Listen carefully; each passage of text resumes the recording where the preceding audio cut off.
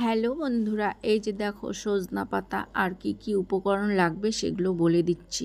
সজনা পাতাটা হচ্ছে খুব উপকারিত জিনিস, যাদের হাই প্রেশার আছে তাদের জন্য খুবই উপকার।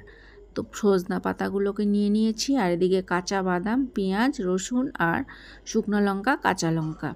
তো এবার তেলের মধ্যে বাদামগুলোকে আমি ভেজে নিলাম, তারপর লঙ্কাগুলোকে ভাজলাম, তারপর রসুনগুলোকে দিলাম, তারপর পেঁয়াজগুলোকে দিলাম। তা আমার দেখো সব ভাজা হয়ে এসছে।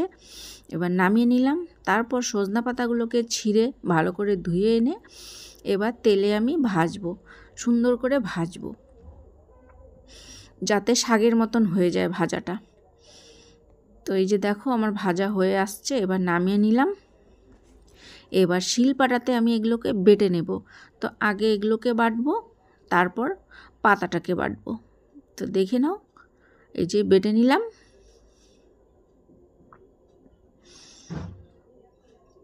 এবার আমি শিলপাটাতে পাতাগুলো বাটবো, পাতাগুলো বাটবো।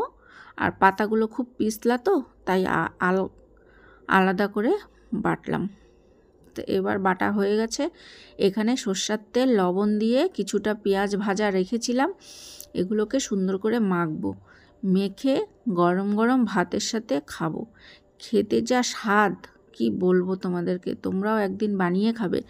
অবশ্য ভুল করে যাদের লো প্রেশার আছে তারা কিন্তু এটা খেও না। ভালো লাগলে লাইক কমেন্ট করে পাশে থাকবে। নেক্সটে আবার দেখা হবে। টাটা।